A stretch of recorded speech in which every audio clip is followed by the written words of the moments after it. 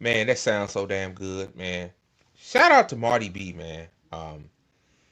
I forgot to mention him in my last video. Like Marty made that intro music, guys. That sounds so damn good. My goodness, man. It was worth every penny I paid for it. So shout out to Marty. And go follow him on Twitter. His name is Young Cut. I think it's not Marty B anymore, but I still call he's always Marty B to me, you know. So follow him, Young Cut. Yeah, that's his name. So I think I got it at the outro. So yeah, it's on Twitter. You know, he's on Twitter. So what's up, guys? Welcome. Happy Saturday, everybody. Welcome to the welcome to the Good Faith Show. I'm your host, Andre Morton, and the Good Faith Show is exclusively on the ATP Network. Catch the ATP Network. We on almost every platform: Kick, Twitch, Twitter, Rumble, YouTube. We everywhere, man. We doing the work. You know, putting it in. You know, um, and I have some shameless plugs for you guys. Follow our Twitter account, the ATP Network's Twitter account. Handle is at ATP Network 247. Like the video, it's free. It don't cost you nothing. And also subscribe to the ATP Network on YouTube and Twitch. And follow us on Kick and Rumble as well. Um, yeah. And also to go to GazaFunds.com. Help out the Palestinians anywhere possible. You know, it only takes a few seconds out of your time to go on GazaFunds.com. Go to the fundraisers, pick one, and share it on your Twitter account. 'Cause I know some of you motherfuckers on here.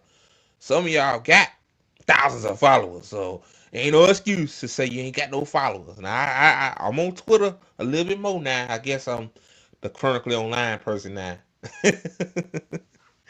Oh man, I need to start going back to where I was back on Twitter, just post and leave. But whatever. But again, go on GazaFunds.com, man. Help out the Palestinians. You know, do what you can do, man. Because even though we talking about what's going on in Iran and in Israel, it's still Gazans are still starving to death. So anything helps, man. Like I understand people have questions about stuff, and I get it. But my thing is about in this type of situation, like, can we all just like do what we can to help them? Just a little courtesy goes a long way. A few people saying that they ain't got this infrastructure and that. I get it, but please, y'all, let's just put that aside for like at least this situation. Any other situation, yeah, let's have a discourse, you know. But like, come on, man. All right, so I got all that out the way. Man, I got a long show. It probably ain't gonna be as long as I want it to be. I want to be on this for at least 2 hours, but in a lot of circumstances, that's not the case. And yeah, I probably noticed that I don't stream every day like I used to, man. I used to stream at least 4 times a week. Just trying to get ready for my new job and stuff like that, and got family is sick and stuff like that. So there's a lot going on right now. So I'm gonna try. I know I keep saying I'm gonna try to stream every day. I think that's good for our channel because our channel is small. Um, on YouTube especially, and then YouTube wants you to put a lot of content out. That's just the way the algorithm works. And when you don't, unless you have a big count, you can like take a few days off. But when you still new, you gotta put in the work. So I'm gonna try. I told the co-host, I said, take as much time as you need. I don't want her to rush. I don't want her to rush back. Um, she can wait till next year. So all I care, man. Like I want her in a good headspace. She's trying to move to another state and all that stuff, and she got kids too. See, she got responsibilities I don't have. See, I had to understand that. Like, if she was like me and didn't have any kids, maybe she could do a little bit more. But I told her to take a sabbatical. That's probably why you don't see her. But what she's going to do is she's going to document her trip to a new state. So be on the lookout for that. She also put a few blogs on the ATP Network account too as well. So I mean on the YouTube channel. So yeah, check those out. Like she do vlogs now. So most likely when she do come back and start doing stuff, she might just do vlogs. We don't know yet. We're still working out the kinks and stuff. Like it's still new, man. It's new to her. I've been doing this a little bit longer, so I kind of know how things work. But we'll get it together. And the A&M podcast that's still going. Michael, shout out to him, man. Like, he's a great addition to the network. But anyway, like he's trying to find work, and like everybody that's in the network going through something, like on top of me. But but I'm the one with the less obligations than them, so I'm willing to be on here much more. Anyway, this is my vanity project, so I mean, like I can't abandon this. Like sometimes I do want to quit. Maybe say, nah, this shit ain't for me, man. I should go back to being a shit post on Twitter. You know, what they want me to be, but nah. I think I have a big of a responsibility in doing that. Like, that's the old Andre. The new Andre is speaking truth to power. So, yeah, I said a lot, guys. So yeah.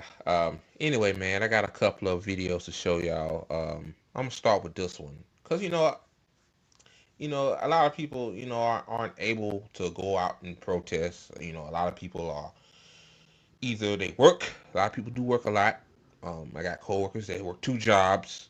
Like they literally be coming to like I work overnight, so they literally come from one job they work during the day, and then they come to our jobs. Like people are fucking people working. It just so yeah, people are working. To get by. I can make another video, another segment about that, but it's not about that. Or people, disabled. Like a lot of people can't get out into the streets like that. They're not as mobile. So this video, I'm glad this woman made this. I think I need to make videos like this too. And again with protesting, I don't mind it. Protesting is good, but the problem is that you need to have a game plan.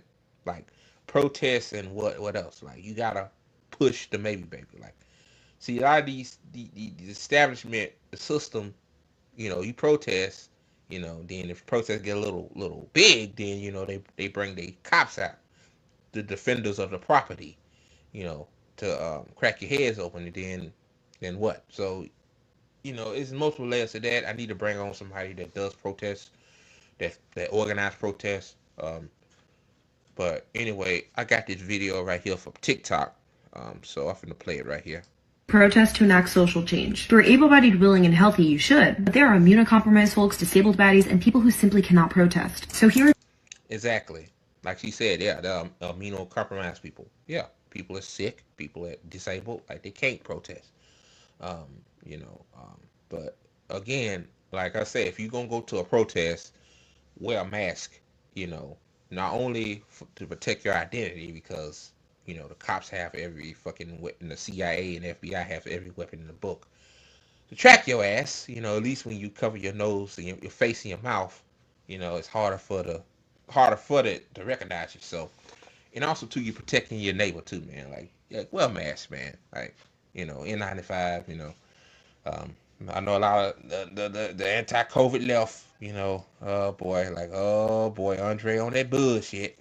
Nah, man, like. COVID's still out here jumping on people, guys. I'm just saying, wear a mask. Like think about it. Don't think about if you don't think COVID is the thing anymore. Think about it like this. You don't want to be you don't want to be trapped by the feds, right? So do anything to protect your identity. Just think about it like that. So here she go. There are 10 different rules to enact social change based on a framework created by Deepa Iyer called the Social Change Ecosystem Map. First, as a visionary, this is somebody who imagines bold new possibilities for the future. This can look like hosting a brainstorming session to co-create a vision on what the future of climate justice looks like, or a mayoral candidate who believes that New York City should have free buses and universal childcare. The second rule is a builder. This is someone who creates, develops, and sustains structures that support change. This can look like launching a mutual aid network or creating a local community. I think I'm more of that first one. I think I vision shit. Like, sometimes I envision like how a revolution or how a movement will go. Like I'm like that. I say I'm the first one. But I let it continue. And sorry guys, I'm talking a lot. I just can't help it. Community fridge. Third role is a healer. This is somebody who centers healing to repair trauma done on movements and communities. This can look like facilitating a peer support group or a healing circle after a protest, or therapist who offers sliding scale to marginalized groups. It can also be a caregiver. Caregiver provides direct support to sustain the well-being of others in the movement. This can look like cooking meals for protesters after a long protest week, or offering childcare during community meetings or events. Do not underestimate the role of a caregiver. It can also be a disruptor. Yeah, that one, that's a good one. one of my comrades said that she want to do something similar to that. Like, look, everybody, regardless, is not gonna be in the streets, rah rah, militant, aggressive, like that's not like, like like everybody has a part in like a team, for example. I don't know why I'm bringing sports into this, but like, you need a coach, you need the players, you need the stars, and you need the role players. All of them work in tandem with each other. Like, you don't need everybody to be the superstar. Like, that won't work. Like, everybody can't be a coach. It's usually what, three or four coaches on the basketball team. Head coach is assistant coach. You know, like everybody plays a part. Like, everybody don't need to be the head coach. Somebody need to be an assistant. Somebody need to be, a equipment manager. Some shit like that. Same here. Like, hey, somebody protesting. Somebody need to hand out bottles of water and cook them some food because you sitting out there, especially now it's hot as hell.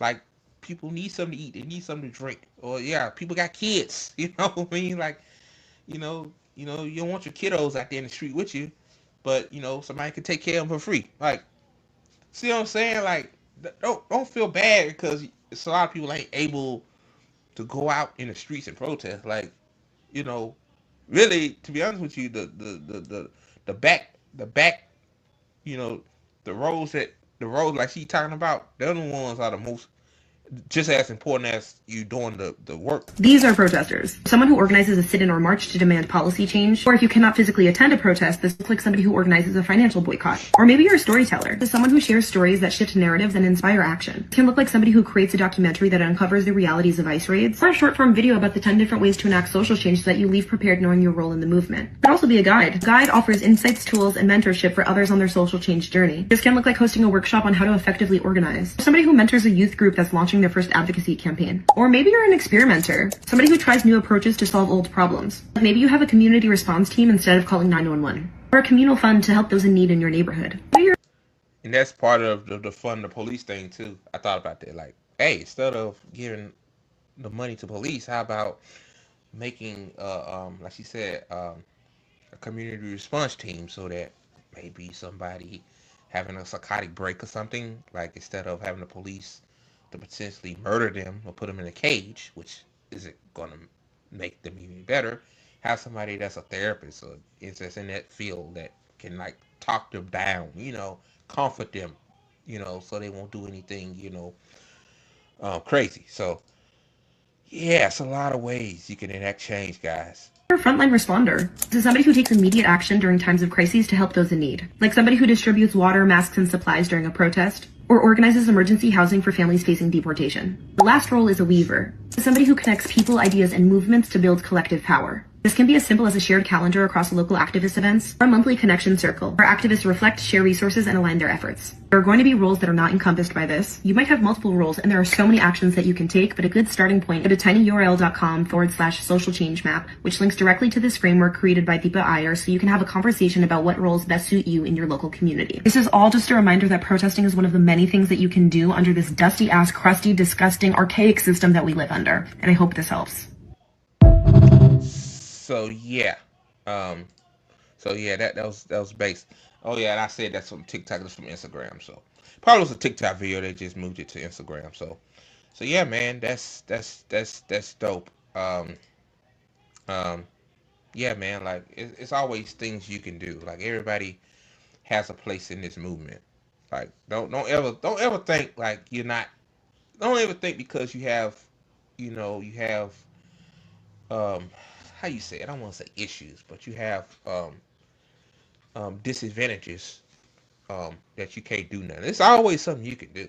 Like my boy JB Funk, when he was disabled because of his kidney, he had a chronic kidney disease. Like, this dude was still out here doing mutual aid, doing organizing on the ground with with a disability. So it's always something you can do, man. Never forget that. So yeah, man. Shout out to Nick Cruz, man, from RBN with this banger tweet, man. Nick always tweet the fucking bangers, like every motherfucking time, bro. Like, this man always says something that's true. But anyway, this says right here. Let me make this a little bit bigger. It's kind of small side. There we go. Hopefully y'all can see that better. There we go. He says, if you had no problems with me dunking on liberals for 4 years, I better not hear you bitch and complain about me dunking on MAGA for falling to for that idiot Trump. That right there. Um, like, yeah. It crazy. Like a lot of people on the left that has a significant following online always said that, hey, a bunch of right wingers follow me because they dunked on Biden for a certain amount of years. Like, yeah, um, Biden and the liberals, for they bullshit. But the craziest thing about that is that like, see, this is why I hate the team sports rhetoric. Like, this is why I hate political parties, man, because the like you know, of course, yeah, one team would love it because you ducking on the other team, but as soon as you call that team out, then you're the enemy. And myself too, I gained some followers too. Probably a couple of right wingers follow me, a few, because I used to dunk on Biden, and I said fuck Israel, which at the time when I used to do this, he used to Biden was president, but now since Trump, and I do it then, oh Lord. Boy, the right wing Zionists on my ass, boy. He said on here, he says, I'm sorry, but some Americans only react to shame. You have to react to these motherfuckers out of voting against their interests. And that right there is true. It's true. Like people always vote against their interests. I just don't understand why though. People tell me why, but it's like it's no really no conclusion to why. Like you vote like especially the flip flop voters. Like one year they vote for a Democrat and they vote for a Republican. I'm like, you voted you keep doing this cycle over and over again. Like, don't you notice? Don't you notice the shit get old after a while? Like, but a lot of people are so delusional. Especially the ones that that love Trump. They. Oh man, and the crazy thing about Trump too, man, is that like the guy, like we're on the brink of fucking World War III, and this man said 2 weeks, which I'm gonna talk about later in this live stream, but he got 2 weeks to think about striking or run. Like, yeah, yeah, like so. Yeah, to all the people that's cheering on the military and love the military and love America, like unfortunately for you, man, like you most likely is gonna die for Benjamin Netanyahu and Israel. Like, yeah, and then yesterday I seen on Twitter, I forgot to bookmark it. Israel feeding the American soldiers lobster and the fancy shit. And I'm like, yeah, they peppering y'all because they know y'all about to die for Israel. Duh. And then I'm like, dude, dude, that's nothing to be brag about. Like, you realizing that the reason why they want you in the military is because of the corporate overlords. Like, they want the resources in the Middle East, especially. Like, the Middle East is abundant with resources. Like, the reason why Israel's attacking Iran and going after Lebanon and then by Syria and all that shit is because of the resources. Like, really, I tweeted this out too. Really, Israel is a proxy for the United States as a military base. Think about it. Just think about it. It makes sense. Um, like all this shit is just it's planned, bro. But anyway, yeah, I had to talk about that for a second. Shout out to Nick, man. But now, if you live in the Memphis area or you live in the West Memphis area, I-40 bridge, they call it the Hernando de Soto Bridge. Um, it was built in 1971. I mean, it opened in 1971. It's an old ass bridge. It needs to be a new one, obviously. But recently, I got this video right here. Man, our U.S. infrastructure is crumbling, but we have money for war. Always money for war, but no money to repair a bridge that carries people to their jobs. Um, I just don't. Here we go.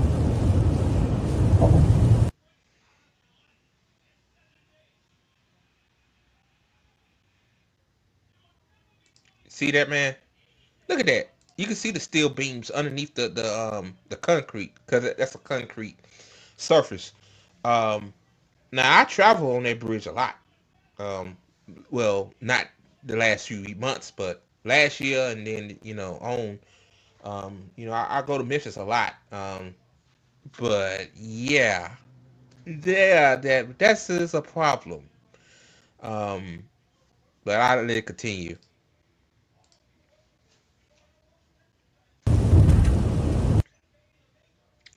Multiple. Look at that. Multiple. It's more than one. It's multiple steel rods exposed. Holy shit, boy.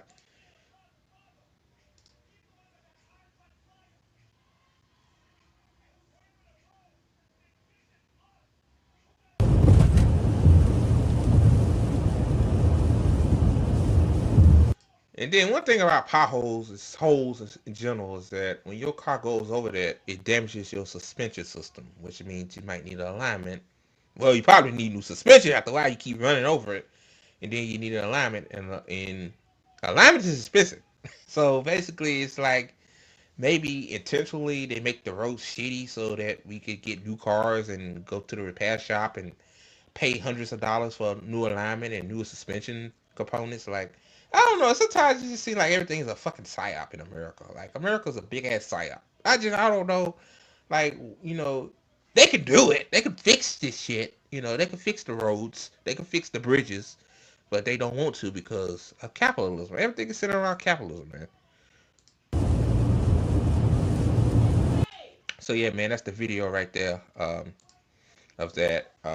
But if y'all follow, if y'all live in this area or follow this crack, I think everybody knew about this, but I have an article to show y'all about the previous bridge mishap. Um, I'm share my screen. Let me see. Sorry about that, guys. I have some family over. Typical shit. But anyway, back to what I was saying. This article is from Little Rock Public Radio, NPR. It says how authorities missed the flaw that nearly brought down the I-40 bridge. And the craziest thing about it is this crack has been here for a very long time. Well, prior to it getting fixed in 2022. That's when it got, 2021 they discovered, 2022 they fixed it. But prior to 2021, this crack has been here because there's been multiple pictures that came out showing the pictures of the bridge with the crack. And I rode on this bridge with that same crack, by the way, multiple times. So yeah, that bridge could have came down while I was on it. And if it did, I probably would not be knowing you guys. So um, but I'm gonna read this a little bit. I'm not gonna read the whole thing. Let me see. It says on May 11th, that was, let me see, when was that? 2022. Oh, it's 2022. On May 11th, a catastrophe had narrowly averted on the I-40 Hernando de Soto Bridge, a 3.3-mile long structure that crosses the Mississippi River that connects Arkansas and Memphis. A contractor working for the Arkansas Department of Transportation noticed a gaping crack in a hollow steel girder, threatening the entire bridge span would collapse. The situation was so dire that the contractor called 911 and the authority shut down traffic within hours. And yeah, I remember that too, man, because I had to go back over to Arkansas. I go back from Memphis back over to Arkansas. Um, and yeah, man, like traffic was bad for that time span, man. Like because you have to rewrite everybody on the other bridge. That's the I-40 bridge. There's another bridge in Memphis too. That's the I-55 bridge, and I'm pretty sure because of all of the extra traffic on that bridge probably needs to be rebuilt. So yeah, let me continue. It says it remained closed for 3 months while workers performed emergency repairs, roughly causing $10 million. But my thing is, this is still like, I mean, you need a new bridge, bud. Now you went from the crack to now it's still beams getting disposed. Like, yeah, need a new bridge there. Like, Millions of cars pass on that bridge every year, especially during tourist season, summer, especially during travel season when people, because Memphis, it's a travel destination. You got Bill Street, you got the hotel, Moraine Hotel, like you got there's a lot of things to do in Memphis. Um, so yeah, like I mean, it's gonna be something else with this bridge, man. I'm telling you. Um, it says, um, it says this crazy. It says AR dot later determined the crack had been visible since at least 2016. So 2016, this crack has been here. They haven't done nothing until 2022, according to an amateur photograph taken by a kayak on the river, 120 feet below. Somehow, despite annual inspections of the bridge, AR dot have missed it time and time again. And you ask yourself, they claim that they missed it, but my thing is that maybe they did report on it, but they didn't. They probably didn't have the money, or they were scared to. Well, not scared to ask the government. I mean, they probably did ask the federal government for funds to fix it, and they said no. Like, who knows? Like, um, but this other part here said 9 months later, after a federal review and an internal investigation, AR dot is in the process of implementing major changes to the inspection program. Well, hell, like I think also too, I think the person that was head of the area got fired, which rightfully so. You should have got fucking fired.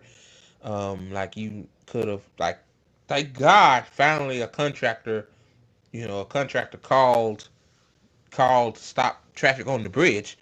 Um, Let me see. It says in December, the Federal Highway Safety Administration instructed state transportation agencies across the country to evaluate their bridges for similar vulnerabilities. But my thing is, why haven't all these states done it to their bridges in the first goddamn place? I mean, like, remember the Indianapolis bridge collapse in 2007 or 8? I think that's 2007 when that happened. I remember that. I remember it was on CNN at the time, man. And I remember, man, I was over a family member's house and we watched it. Like, it wasn't all because, like, damn, like, all of that whole bridge collapsed within seconds. Like, they probably didn't have, probably had the same issue. Um, like, but, yeah, so yeah, I'm gonna end it there. Just a short read, man. So yeah, man, like, uh, welcome to America, where they always have money for war, but no money for bridges or roads or pothole with the fill potholes at least. So yeah. Anyway, man. I got a lot to talk about. Tulsi Gabbard is a chicken. They said Trump always chickens out. Tulsi chicken out too. I always say she always chicken out, but she chicken out on the Iran nuclear thing. Um. In Tucker Carlson. Oh man, and Ted Cruz. Man, Ted Cruz went outside, man. So yeah. If you just now watching, because Twitter is slow for some reason of sending out the notifications I'm live, and YouTube too. Like the video, it's free. It don't cost you nothing. So all right, y'all, let's get to it. All right, guys. So yeah, man. This came out. Wow, this came out 4 days ago. Man, I'm telling y'all, man. I'm always late to shit. Like, yeah, I gotta be. See, that's why I start back looking on the Twitter timeline again, because Twitter timeline tells you everything you need to know. Like, when my co-host did a show, like her show was majorly on Twitter, because Twitter really is a big news breaking platform. Like, you really don't have to go to CNN and MSNBC to get articles. You can pull articles from here and watch them. But yeah, man, this is crazy. Tucker Carlson uh, basically exposed Ted Cruz. Apparently, this is a clip from the interview he did with Ted Cruz. Um, which, to be honest with you, like, damn, like, this is some damning ass shit, man. Like, my thing is, Ted Cruz love war. He's a neocon war hawk, right? He's a marginal one, right? But you don't know simple facts like the proper. Well, I'm telling too much, but when y'all watch it, y'all get what I'm saying. Now, let me play the clip. How many people live in Iran, by the way? I don't know the population. At all? No, I don't know the population. You don't know the population of the country you seek to topple? That's crazy. Bro, even Tucker Carlson, man. Like, I don't like Tucker Carlson. Tucker Carlson reminds me a lot of Marjorie Taylor Greene. He says a lot of the right shit, but it's too inconsistent. But anyway, I digress. Like, I'm with Tucker. Like, you want to destroy Iran. Like, to be honest with you, not only Benjamin Netanyahu wants to destroy Iran, these neocon warhawks that runs our government do too. But you don't know a simple fact of the population of Iran. Like I said on Twitter, I have autism. Like I'm autistic. Like I have issues. And I knew the population of Iran way before this guy. And he supposed to have more knowledge about shit like that than I have. Oh Jesus. But this is about to get murky, man. How many people live in Iran? 92 million. Okay. Yeah. How could you not know that? I don't sit around memorizing population tables. Well, it's kind of relevant because you're calling for the overthrow of the government. Why is it relevant whether it's 90 million or 80 million or 100 million? Why is that relevant? Because if you don't know anything about the country... It should be irrelevant. Ted Cruz, you idiot, you bumbling idiot. You stupid motherfucker. Oh God. Oh, it's not relevant because I don't remember population tables. What?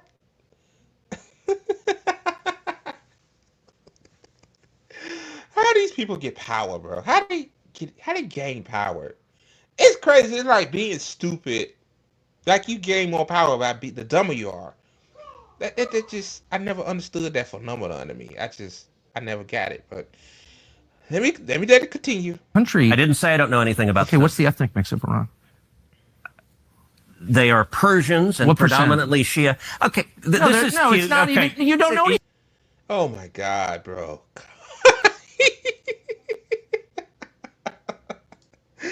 Oh my God, like, oh my God, ethnic makeup. Oh my God, man. Oh my God. This guy is so stupid, bro. So stupid. Now, it just take a quick Google search. It take a quick Google search to look this shit up. I'm gonna pull it back up, but let me share my screen. Let me look up the ethnic makeup of Iran right quick. It's just easy shit. So easy. And this is an AI answer from Google, man. Come on, bro. Like, tell you, man, it pays to be stupid. It does. Iran is diverse. Well, he got Persian right. Yeah, Persians. Azerbaijanis, or Azeris, the Kurds, the Lurs, Arabs. Look at all this. This is their makeup. Sorry if I botched the second one up, y'all. I'm autistic. Excuse me. But y'all get the point. Like, yeah, if I'm so infatuated with Iran because I want their resources and I want to topple their government, yeah, I wouldn't know about the ethnic makeup of it. Would you? Like, wouldn't you want to know? Like, if I'm so infatuated with a person, like, kind of like stalking on a person. You know how some people be stalking on folks and they, and they just so infatuated with them for some reason. They know everything about them. They look up their name, their real name or whatever, they basic information. Like, yeah, this is just multiple red flags going on here. But let it continue. The mockery of Ted Cruz, bro. Anything about Iran? So okay, I am not the Tucker Carlson expert on Iran. You're a senator who's calling for the overthrow of the government. You're the one who don't know anything about the country. Hey, I like how he smear his buddy. I'm not the Tucker Carlson of Iran that knows everything, that thinks I'm smarter than him. Like, come on, man.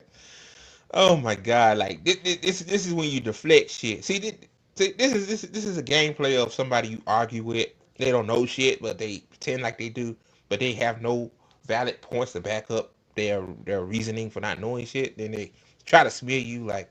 Basically, he called Tucker Carlson a smug asshole. Basically. Oh God, this is so good. No, you don't know anything about the country. You're the one who claims they're not trying to murder Donald Trump.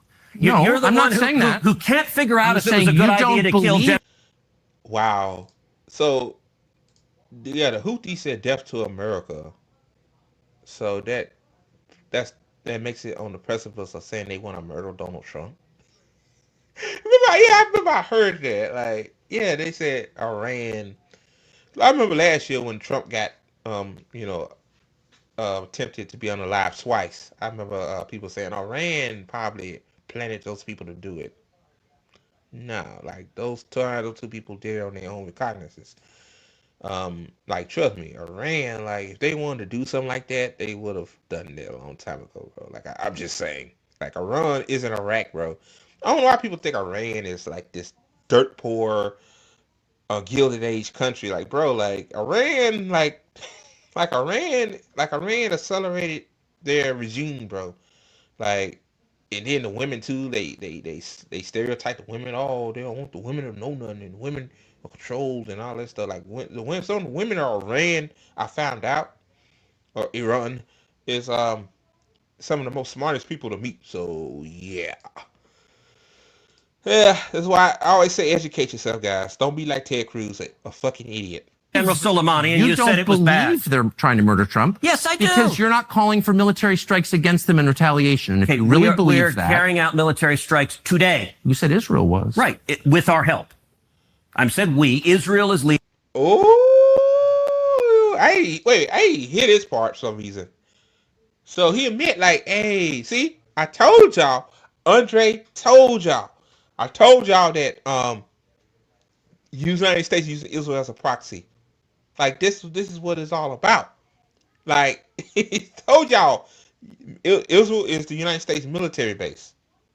He just said it like, hey, we are carrying out strikes against Iran, but we using Israel to do it. Oh my God, bro.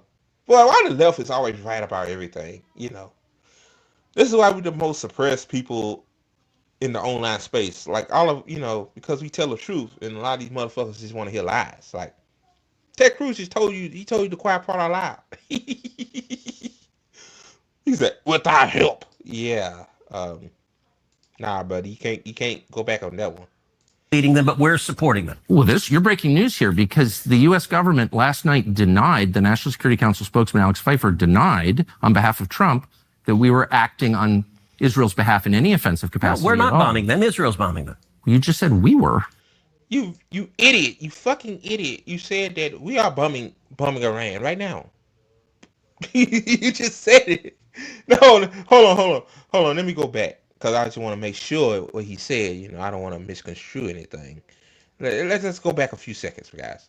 We're carrying out military strikes today. You said Israel was. Right, with our help. I said we. Israel is leading them, but we're supporting them. Well, hold on. We're carrying out military strikes today. You said Israel was. Right, with our help.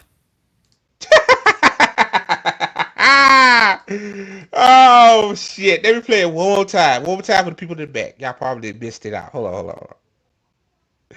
Like, this motherfucker just told on himself, bro. He told on himself. Strikes against them in retaliation. And if you really believe that, we're carrying out military strikes today. You said Israel was. Right, with our help. I mean, that's all you need to know, man. I said we. Israel is leading them, but we're supporting them. Well, you're breaking news here because the U.S. government last night denied, the National Security Council spokesman Alex Pfeiffer denied on behalf of Trump that we were acting on Israel's behalf in any offensive capacity. No, we're not bombing them. Israel's bombing them. You just said we were. We are supporting Israel. High stakes. You're a senator. If you're saying the United States government is at war with Iran right now, people are listening. Right. Like, Ted Cruz makes the decision whether we go to war or not. Like, the Congress is supposed to vote on whether we go to war. And the Congress is supposed to know about this shit, too. What to do and stuff like that. Like, him saying that the United States is carrying out strikes on Israel. I mean, not Israel. On Iran. But he gonna twist it and within the 2-second time frame saying Israel is like, yeah, that's very damning, man. That's damning. Okay. So yeah, that's it, man. That's that.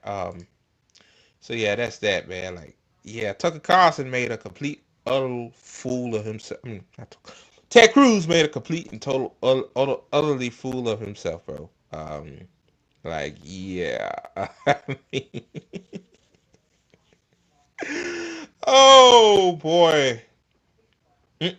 Like a lot of people said that Tucker Carlson basically ended Ted Cruz's um,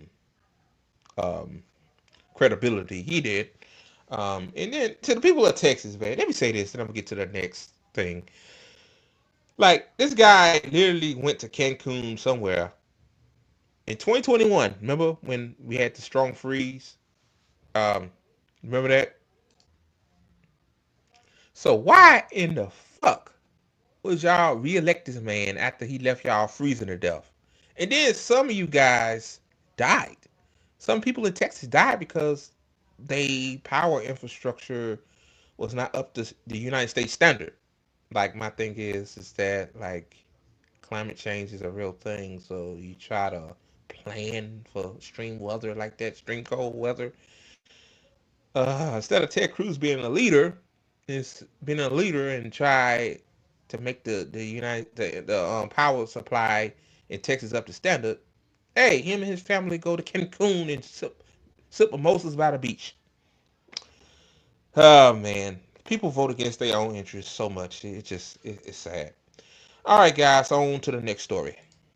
All right, guys, so let's talk about Tulsi Gabbard, man. Tulsi Gabbard made a fucking fool of herself too. Damn, man. Man, MAGA is self-destructing before their eyes, man. First, you had Ted Cruz calling out, which is a right winger calling out another right winger, neocon Ted Cruz on his bullshit. Then now you got Tulsi Gabbard basically now saying that yeah, like what I said back in March was fake news basically.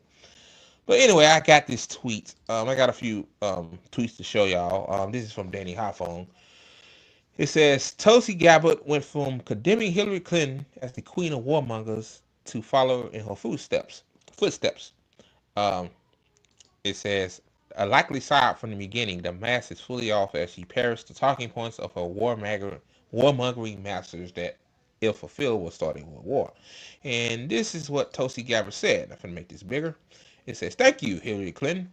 You're the queen of warmongers, embodiment of corruption, and personification of the rot that has sickened the Democratic Party for so long. Have finally come out from behind the curtain from the day I announced my candidacy." And I think he continued at the time, but yeah, like, like Tulsi is so like these people is so stupid. Like people screenshot everything. Tulsi, like this is a screenshot. You can tell. I don't know if you still. I'm pretty sure you deleted it. I'm pretty sure, yeah, you deleted this shit. But yeah, like people like anything you say online, like it pertains to this. Like people screen cap it. Like I'm pretty sure the shit I said online, people screen cap it. It will use it against me if I decide to flip flop on something. So yeah. But I'm not done there, man. I'm not done there. Um, you know, bang a tweet by Danny Halfong.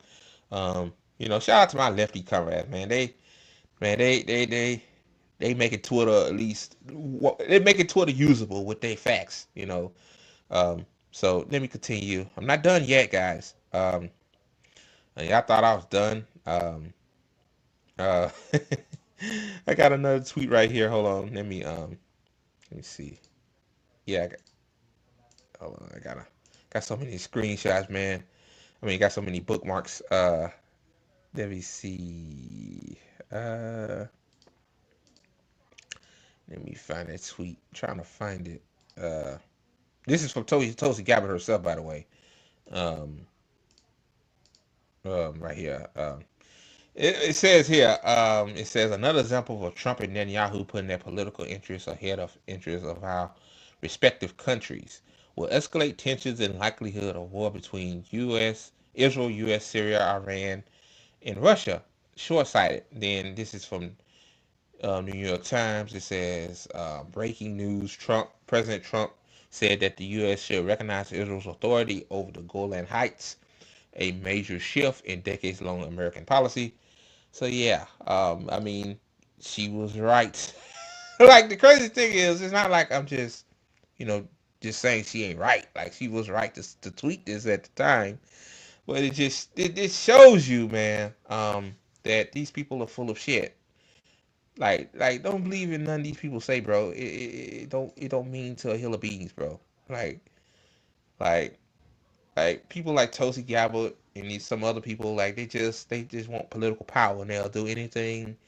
Like at the moment, see, at the moment it was sexy to be anti-war, I guess, to Tulsi Gabbard or her team or not. Now, since the Democratic Party abandoned her, then she said she became an independent. Now she worked for Trump and MAGA.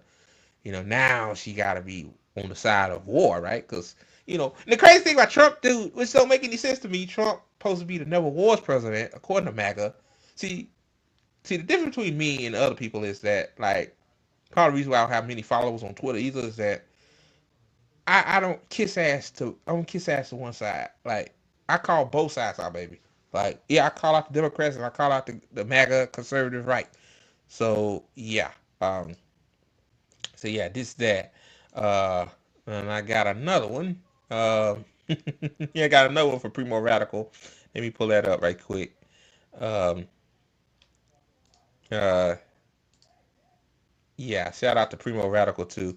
Um, it says Tulsi said he doesn't want.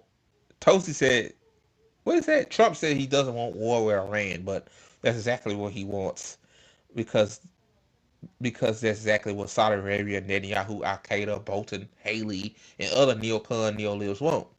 That's what he put first, non-America. And she delete this. That good God Almighty. My thing is, if you to delete this shit, that's crazy. Oh God, like she calling out Trump. And like this is before Biden won. This is what during the primaries. Like, see, they show you people will say anything to get power. Um, but yeah, like this is the video right here. Short video, 23 seconds, man. This is for her campaign. Oh God, I can't believe I supported this person. President Trump says that he doesn't want war with Iran, but that's exactly what he wants. Because that's exactly what Saudi Arabia, Netanyahu, Al Qaeda, Bolton, Haley, and other neocons and neolibs want. That's what he puts first, not America. Oh my God, bro. Now, hypothetically speaking, if you take the Tulsi 2020 off, the campaign slogan and all that shit off, if you just play this video, if you just tweet this video out, no context, is like people will be like, damn, like this shit is true now. That was one thing crazy about it. Like, you don't know who this person is. It's just some random person telling the truth, right? It's the truth. I can't deny it. I call bows and strikes here, as people say. Like, yeah, like, like if I show that to my friends, they now talk about what's going on too. I'll say, look at this video. And they'll be like, damn, who is that? I'm like, they'll say, who is that? But I say like this true, ain't it? Then I tell them who it is and what they did. Be like, oh shit, like damn, this bitch fake. She is fake. I think I got another tweet here. Let me see. I think I got one more. Let me see.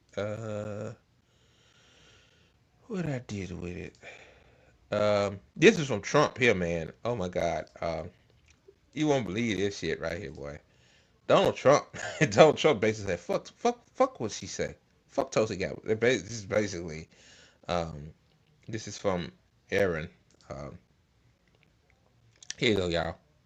You have that Iran is building a nuclear weapon. Your intelligence community has said they have no evidence that they are at this point. Well, then my intelligence community is wrong. Who in the intelligence community said that? Your director of national intelligence, Tulsi Gabbard. She's wrong. You have that Iran is building a nuclear weapon. Your intelligence community has said they have no evidence that they are at this point. Well, then my intelligence community is wrong. Who in the intelligence community said that? Your director of national intelligence, Tulsi Gabbard. She's wrong. You have that Iran is building a nuclear weapon. Your intelligence community. So yeah, the craziest thing is Trump didn't even know who was in his intelligence, who's the leader of his intelligence. Like the reporter said, so Tulsi Gabbard, she's wrong. Okay, Dunny boy, like you need to cognitive, like getting cognitive decline there a little bit there. Trump said, "Fuck those guys." I was saying it like, oh God, like yeah. And then you notice the next day Tulsi came out with a video. I finna pull that up. I forgot to bookmark that. So yeah, that was Trump said she's wrong. Like yeah, no surprise there. Okay, here's the last tweet I'm gonna show y'all about Tulsi, man. Now this is from her official Department of National Intelligence Twitter account. I'm gonna read the caption down to the video. Really, it's just her repeating herself, but it says, the dishonest media is intentionally taking my testimony out of context and spreading fake news. Oh God, as a way to manufacture division. America has intelligence that Iran is at a point that it can produce a nuclear weapon within weeks to months. Oh God. Oh God. Oh God. Are we back in 2002, 2001?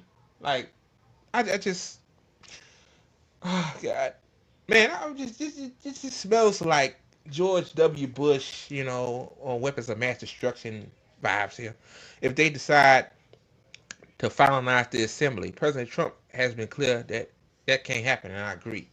So here's the video, man, of this fake woman. Toast is so fake, man. Like I know if you know, you know now. Like, please. Here you go. Iran continues to seek expansion of its influence in the Middle East, despite the degradation to its proxies and defenses during the Gaza conflict. Iran has developed and maintains ballistic missiles, cruise missiles, and UAVs, including systems capable of striking U.S. targets and allies in the region. Tehran has shown a willingness to use these weapons, including during a 2020 attack on U.S. forces in Iraq, and in attacks against Israel in April and October 2024. Iran's cyber operations and capabilities also present a serious threat to U.S. networks and data. The IC continues to assess that Iran is not building a nuclear weapon, and Supreme Leader... You just... Oh, God. Let me rewind it back. That part right there. That's the most important part. So you went from saying Iran is not building a nuclear weapon to Iran now can build a nuclear weapon from weeks to months. Oh, God. My thing is this. If Iran builds a nuclear weapon, it's none of the United States or Israel's fucking business, okay? Now, I will say this, like, in terms of me being anti-war, pro-peace, no country should have nuclear weapons. Not the United States, not Israel, not Russia, not China, not North Korea. All of us should get rid of our nuclear weapons, take the nuclear weapons, take the energy, the energy to make them, put it towards something, sustainable. You know what I mean? Like, nobody needs a nuclear weapon to begin with, okay? Like, bro, the United States already dropped a nuke, right, in Japan, right? You remember that, like, and, shout out to TP. She said this too. Like, she said that same goes for me when I was in school. Like, they told us that was a good thing that we dropped a nuke in Japan, in Hiroshima, and what the other city is too. Dropped another one there too. I'm pretty sure a lot of those people in that area still suffer long-term effects of that, what that nuclear bomb did to the area. It's not a good thing to talk about, but they did in school. A lot of stuff they talked about, like, yeah, but again, it's like, bro, you can't take these, I'm telling you, man, Tulsi Gabbard, all these motherfuckers are full of shit, bro. Don't take these people seriously, man. Assess that Iran is not building a nuclear weapon, and Supreme Leader Khamenei has not offered serious threat to U.S. networks and data. Listen. The IC continues to assess that Iran is not building a nuclear weapon, and Supreme Leader Khamenei has not authorized the nuclear weapons program that he suspended in 2003. The IC continues. Into Iran's credit, even though they probably knew the United States and was full of shit, like, they didn't went on and build a nuclear weapon. They didn't have no intentions of building a nuclear weapon. Then you got Benjamin Netanyahu.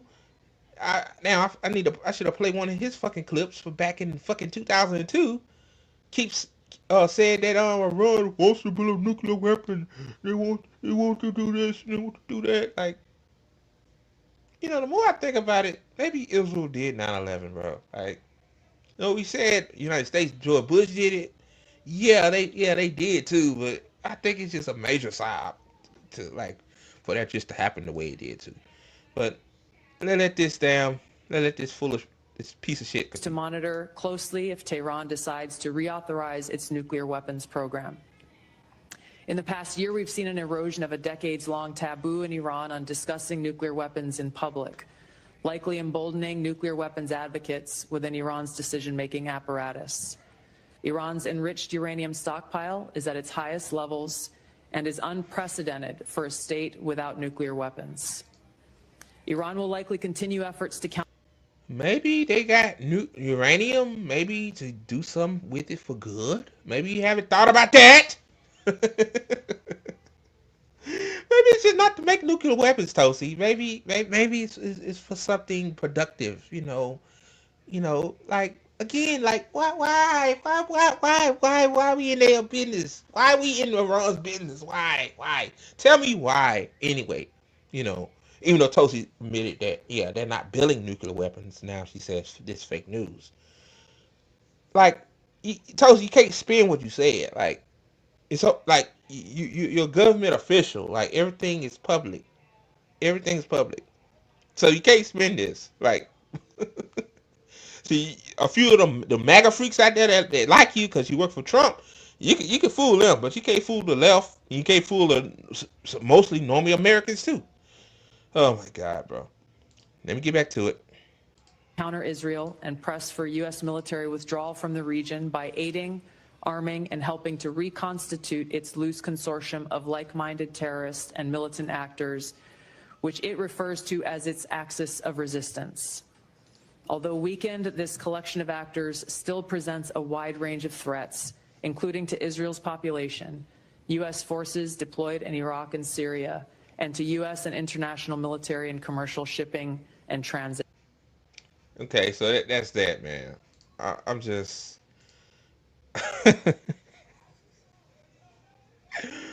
Oh my God. So let's reiterate this. So you told the truth saying that Iran has no nuclear weapons.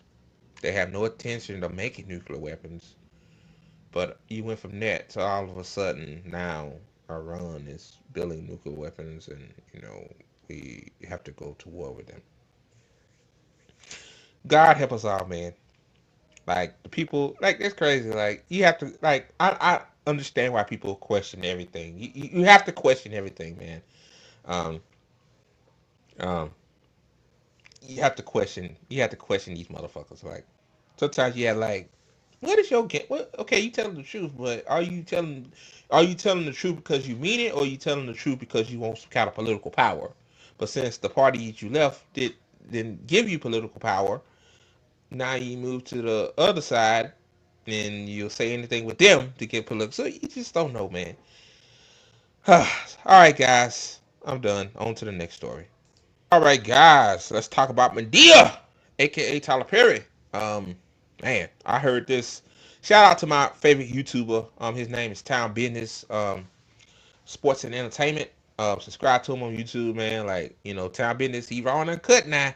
So, get y'all heads up. Y'all like him though, but he raw and uncut. So subscribe to him. He the first one that I heard about this Thursday, when it's officially dropped.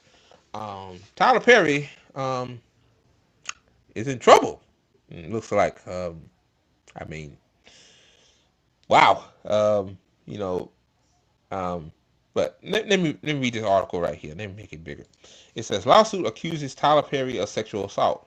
Derek Dixon, an actor who worked with Mr. Perry, is suing him for $260 million for sexual harassment, assault, and battery. A representative for Mr. Perry called the allegations a scam. I mean, of course they will. I mean, they represented Tyler Perry. I mean, Tyler Perry paying them millions of dollars to represent him when stuff like this hits. Um, I mean, yeah, I mean, like, I mean, my guy, Town Business, shout out to him. He said something that's kind of true about this. It's like, you know, not, I mean, it's supposed to be in the United States, right? You're supposed to say you're innocent until proven guilty. So, like, I mean, but isn't a criminal case. So this is more like this is a lawsuit. So they're suing for money. But one thing that always gets me though, like, I get it. Maybe the people that probably actually been sexual assaulted that seek retribution like money. I get it. Like, this ain't no rando in the street that did them like that. Like, my thing is, man, if I've been in this situation, I would recommend. I would try to seek prosecution, because most likely, if a person does something like that to you, most likely it is to somebody else. And I mean, the 260 million is a lot of money. It really is not a lot of money, but to a normal person like me, it is. Like, I get it, but I mean, I'm just saying. Let me read the article. It says filmmaker and media mogul Tyler Perry is being sued for $260 million for sexual assault by an actor who starred in The Oval, one of Mr. Perry's television series. Derek Dixon, who played the character Dale on the show, claims in a lawsuit that Mr. Perry subjected him to escalating sexual harassment, assault, and battery, and professional retaliation when Mr. Dixon did not reciprocate Mr. Perry's unwanted advances. Lawyers for Mr. Perry and Mr. Dixon did not immediately respond to requests for comment. Matthew Boyd, a lawyer for Mr. Perry, said in a statement to the Hollywood Reporter that the lawsuit is a scam. Tyler will not be shaken down, and we are confident these fabricated claims of harassment will fail, Mr. Boyd said. But one thing, the part that gets me, said fabricated. So you saying that Tyler Perry did something, but it wasn't to the extreme of what Perry Dixon said? Like, I don't know. But I continue. Um, According to the lawsuit, which was filed on Friday in a Los Angeles court, Mr. Dixon met Mr. Perry in 2019 when Mr. Dixon worked for an event company that had organized a party for the filmmaker. The two exchanged numbers, and Mr. Perry initially offered him a career advancement, Mr. Dixon said. Soon afterward, Mr. Perry began sending Mr. Dixon sexual suggestive text messages, according to a lawsuit.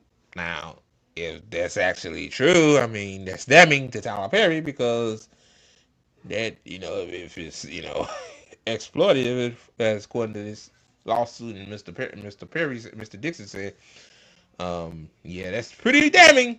I'm just saying. But I'm pretty sure his lawyer team, Tyler Perry's lawyer team, said, "Oh, that's AI." Can't blame everything for AI now. I don't know. Let me see. Soon afterward.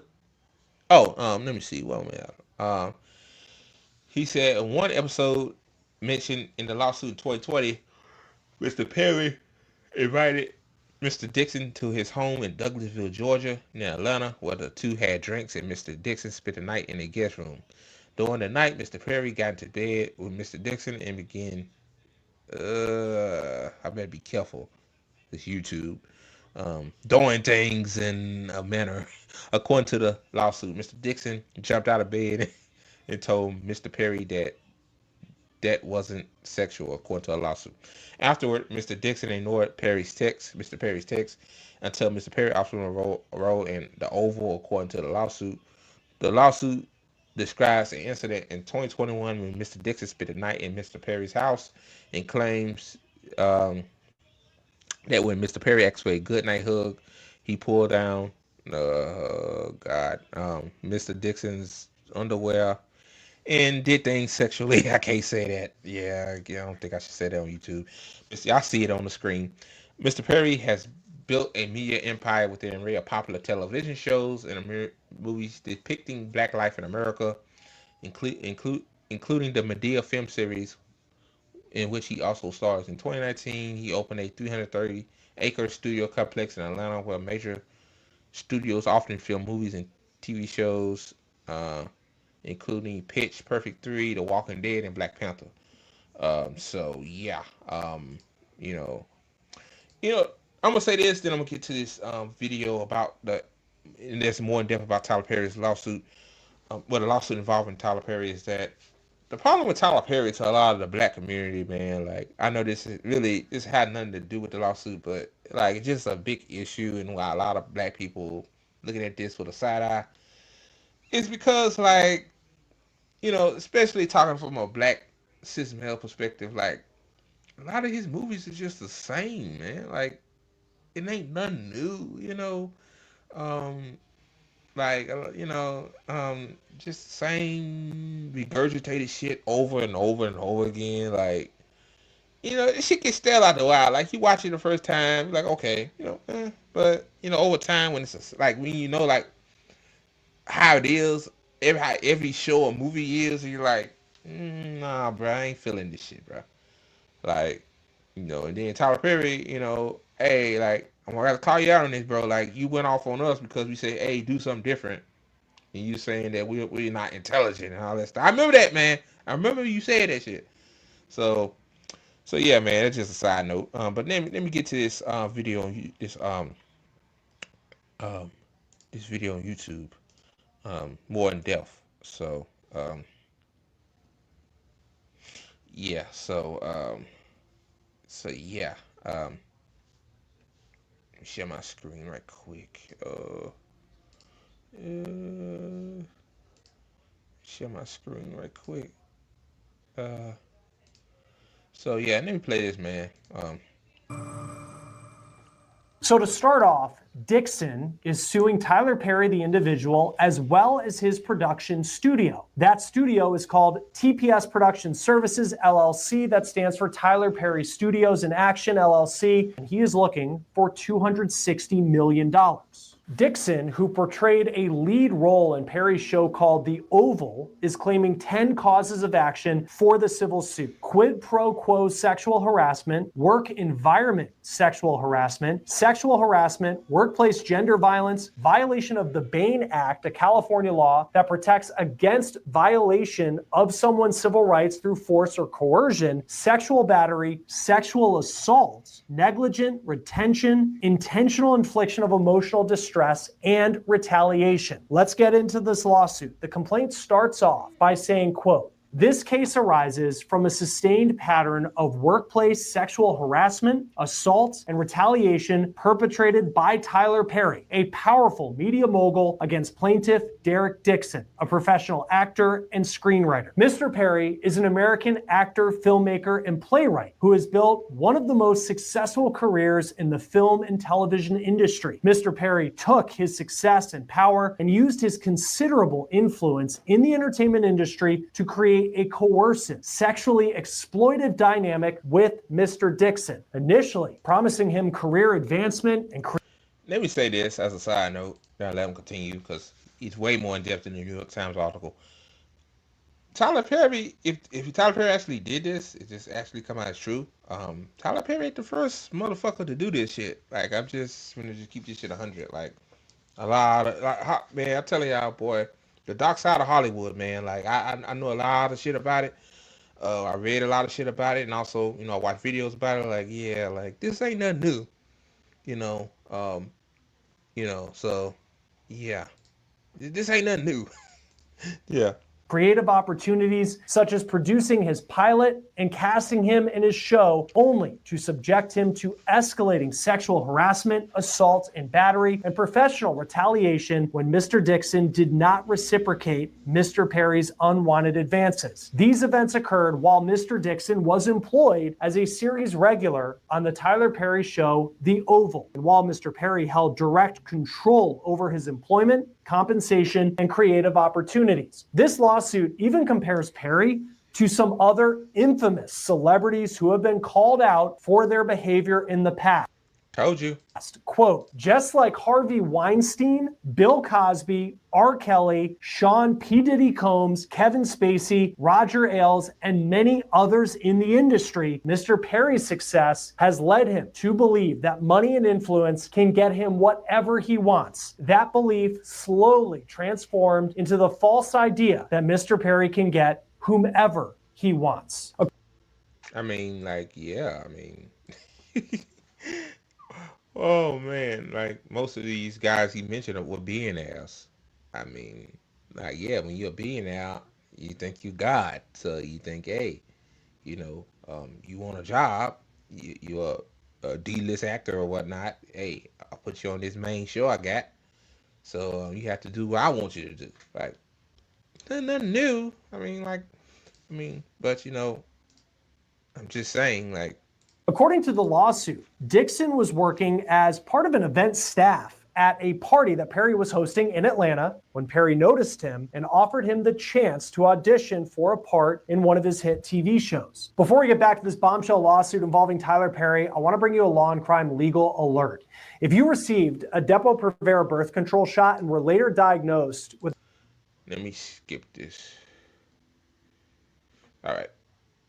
Perry's parties in places like Los Angeles and Jackson Hole, Wyoming. As Dixon spent more time with Perry, he says that Perry would flirt with him through text messages and his advances became more aggressive. Dixon claims that he was invited to Perry's Georgia home where he and Perry drank together. When Perry told him he was too drunk to drive and offered him his guest bedroom, Dixon says he accepted. But then he claims that while he was asleep, Perry climbed into bed with him and tried to initiate sex. Dixon says he tried to distance himself from Perry, but he was offered a role on Perry's show, The Oval. The lawsuit then reads, Dixon did his best to tiptoe around Tyler Perry's sexual aggression. So basically, my thing is this, like, I guess at the time, the reason why Derek Dixon, didn't probably, oh God, call the authorities or whatnot is because Tyler Perry, I mean, like, they probably wouldn't have believed him. But I think now since, I guess, why do a lot of these people sue like Shannon Sharp, for example, that's another one, because most likely they need the money. I mean, I'm just keeping 100. Like again, like I said, like I'm not saying that. Y'all know what I'm talking about, man. I don't know why I'm even acting like I'm saying something wrong. What I'm saying is that why not call higher authority? Like bro, like Derek Dixon. Pretty sure if this is true, I'm pretty sure Derek Dixon ain't the first dude that he tried to do this to. I'm just saying, but see, it's different. Like it's different coming after a rich or billionaire versus coming after a normie, so. While keeping on Mr. Perry's good side. Mr. Perry made it clear to Dixon that if Dixon ignored Perry or failed to engage with the sexual innuendos, Dixon's character would die in the next season. Indeed, Dixon's character Dale was shot 4 times in the chest at the end of his first season on the Oval, and Perry always held this over Dixon's head, implying that Dale would survive if Dixon kept Perry, quote, happy. According to the complaint, Perry had made it clear to Dixon that he would kill characters in order to get an actor to be loyal or obedient. During the pandemic, Dixon says Perry could... I mean, is that new? Like, I know another show called The Shy. Well, they really didn't. Well, they brought the character back, but I remember they killed one character off because the producer wanted him to change his role or something like that, do other things, and apparently the actor didn't want to do it. So yeah, they shot him. Like again, listen, this is nothing new. A lot of people don't know this stuff. Maybe it's good for this stuff to come out because a lot of people don't know how Hollywood works. Yeah, like I ain't surprised. Like, hey, if you don't do what I say, we'll kill you off the show. Same with New York Undercover. I'm pretty sure some of y'all remember that show that came out in the mid '90s. The 2 main characters. The Puerto Rican dude. The black guy, he stayed, but the Puerto Rican dude left because the producers didn't want to give him more money. Like the only thing they wanted to offer was $100. Only thing they wanted was $100,000 and better conditions in the studio or whatnot, which ain't shit. Like what's $100,000? today ain't shit, but especially in 1990, what 6, 7 when they boycotted it. I think they did a boycott too. So yeah, like yeah, man, like like Hollywood have a stronghold on you. Like they'll cancel you now.